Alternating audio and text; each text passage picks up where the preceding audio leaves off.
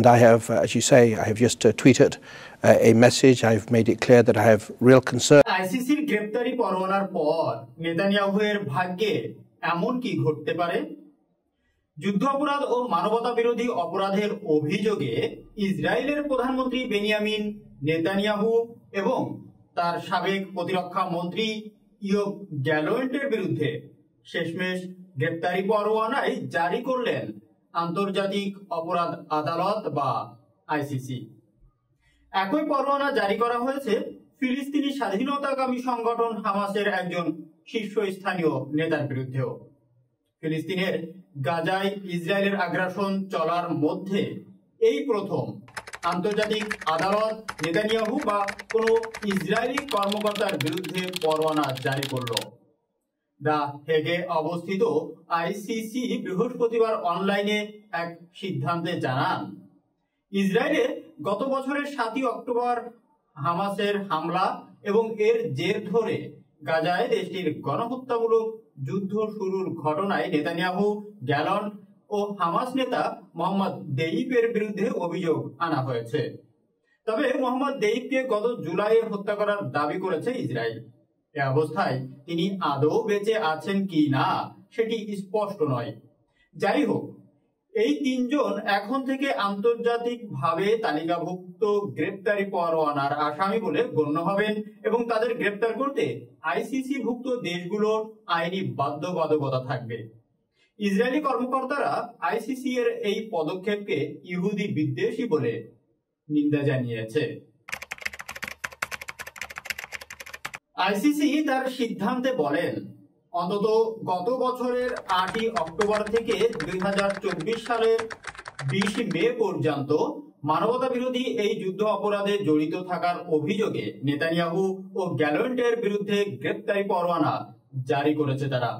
এই অভিযোগের সঙ্গে গাজার বাসিন্দাদের বিরুদ্ধে ক্ষুধাকে ব্যবহার করা ও স্বাস্থ্যসেবা সংশ্লিষ্ট স্থাপনাকে ইচ্ছাকৃতভাবে নিশানা বানানোর বিষয়টিও যুক্ত রয়েছে। আইসিসি এর প্রধান কৌঁসুলি করিম খান প্রথম গত মে মাসে নেতানিয়াহু ও গ্যালোয়েন্টের বিরুদ্ধে গ্রেপ্তারি পরোয়ানা জারি করতে আন্তর্জাতিক এই সর্বোচ্চ আদালতের কাছে অনুরোধ জানিয়েছিলেন। আদালত বলেছে, গাজাবাসীকে গণহারে ক্ষুধায় রাখার পিছনে নেতানিয়াহুয়ের অপরাধমূলক দায় থাকার গ্রহণযোগ্য ভিত্তি রয়েছে। নেতানিয়াহু ও গ্যালন্ট দুজনকেই গাজায় ক্ষুধাকে যুদ্ধাস্ত্র হিসাবে ব্যবহার করার অভিযুক্ত করেছে আদালত।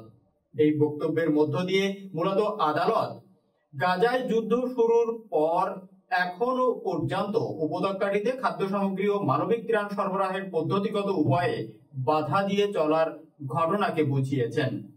এর বাইরে আদালত এই 2 নেতাকে হত্যা, নির্যাতন ও অন্যান্য মানবিক কর্মকাণ্ডে যুক্ত থাকার অভিযোগে অভিযুক্ত করেন।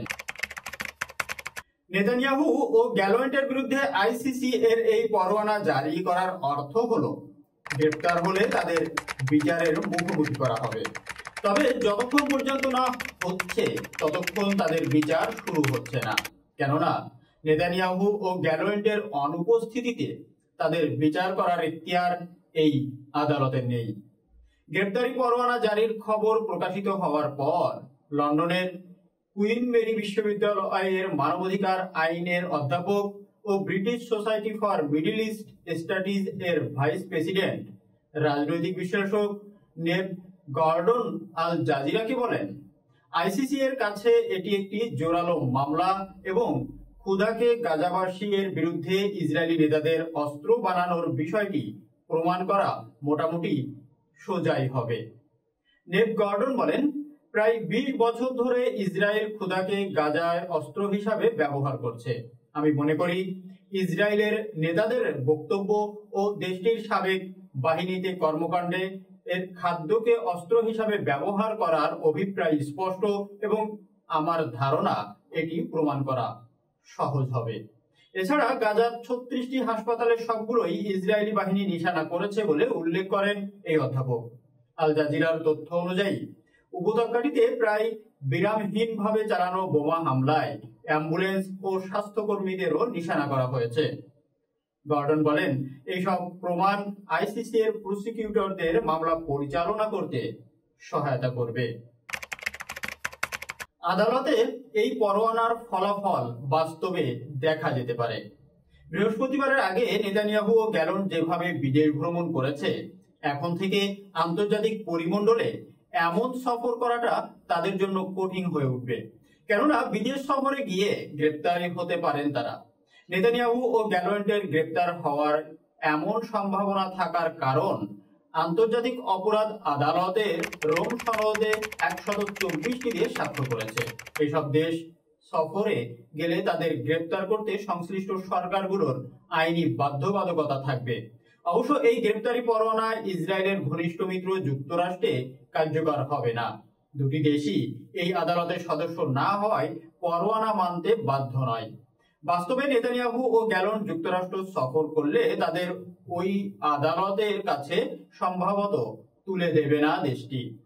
এর বাইরে পরোয়ানা কার্যকর করার নিজস্ব ক্ষমতা আইসিসির নেই। আবার পুলিশি শক্তিতেও ঘাটতি রয়েছে এই আদালতে। উদাহরণ হিসাবে বলা যায়, আদালত ইউক্রেনের সামরিক অভিযান চালানোর ঘটনায় গত বছরের মার্চে রাশিয়ার প্রেসিডেন্ট ভ্লাদিমির পুতিনের বিরুদ্ধে গ্রেপ্তারি পরোয়ানা জারি করেছে। কিন্তু পুতিন এখনো গ্রেপ্তার হয়নি, বরং বাহল তবিয়াতে আছেন। বিশেষজ্ঞরা এও বলছেন, পশ্চিমা দেশ, বিশেষ করে যুক্তরাষ্ট্র এবং জার্মানি ও যুক্তরাজ্যের মতো ইউরোপের দেশগুলোতে আইসিসি এর এই সিদ্ধান্তের সুদূর প্রসারী প্রভাব রয়েছে। ইসরায়েলে অস্ত্রশস্ত্রের যোগান দিয়ে থাকে এই সব দেশ। গর্ডন আল জাজিরাকে বলছেন, গ্রেপ্তারি পরোয়ানা জারি করে পশ্চিমা দেশগুলোর উপর এক সুনির্দিষ্ট চাপ তৈরি করেছে আইসিসি। ইসরায়েলি নেতারা যদি মানবতা বিরোধী অপরাধে অভিযুক্ত হন, সেক্ষেত্রে এর অর্থ দেশগুলো ইসরায়েলকে যে অস্ত্র দিচ্ছে তা অব্যাহত রাখা হবে অপরাধের কাজ। এইসব দেশকে ইসরায়েলের সঙ্গে করা বাণিজ্য চুক্তিগুলো অবশ্যই পুনর্মূল্যায়ন করতে হবে।